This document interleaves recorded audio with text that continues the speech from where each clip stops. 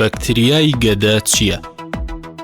بەکتریای گەدە بۆ یەکەم جار لە ساڵی 1983 لەلایەن پزیشکێک و بایۆلۆجیستێکەوە دۆزرایەوە. ئەو بەکتریایە کە بە نزیکەیی لە گەدەی نیوەی دانیشتوانی گۆی زەوی بوونی هەیە، ڕێگەی تایبەتی خۆی هەیە بۆ ژیان لەناو ئەو کەشە ترشەی گەدەدا. تایبەتمەندیەکانی بەکتریاکە لە هەبوونی پێیەکی درێژکە یارمەتی گەشتنی دەدات بۆ گەشتنی بە دیواری گەدە. هەروەها دەردانی ئەنزیمێک بۆ هاوتاکردنی ترشەڵۆکی گەدە و تێکدانی چڕی مادە پارێزەرەکانی دیواری گەدە. ڕێگاکانی توشبوون: نەخۆشیەکە لە ڕێگەی پیسایی و هەروەها دەم و دەستەوە دەگوازرێتەوە. ئەمەش کاتێک کەسێک دەستی بەم بەکتریایە پیس بوو بێت یان کەسەکە خۆراکێکی پیس بوو بەم بەکتریایە بخوات، ئەوە مەترسی توشبوونی هەیە. نیشانەکانی: هێڵنجدان، ڕەشانەوە، ژانە سک، دڵەکزێ، سکچوون، برسیەتی لە بەیانیان و بوونی بۆنێکی ناخۆش لە دەم.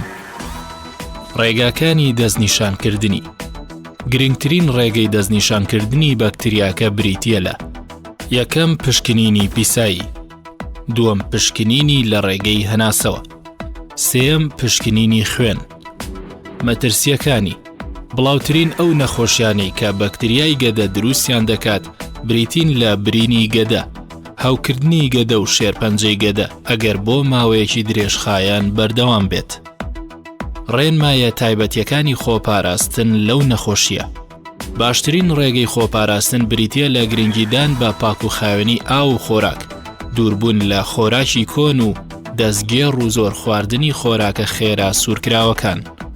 چارەسەر: باشترین چارەسەری پزیشکی بریتیە لە وەرگرتنی کۆرسی دەرمان کە پێک دێت لە دەرمانی کەمکردنەوەی ترشەڵۆکی گەدە لەگەڵ دوو دەرمانی دژە بەکتریای جیاواز کە لە سەرەتادا بۆ ماوەی 10 بۆ 14 ڕۆژ بەکاردێت. دوای ئەو ماوەیە پێویستە پشکنینی دڵنیابوون بۆ لە ناوچوونی بەکتریاکە ئەنجام بدرێت کە دوای 4 هەفتە دەکرێت. کەسێک کە بیەوێ پشکنین بکات ڕێنمایی دەکرێت بەوەی کە بۆ ماوەی 2 هەفتە هیچ دەرمانێکی گەدە و بۆ ماوەی 4 هەفتە هیچ دەرمانێکی دژە بەکتریا بەکار نەهێنێت.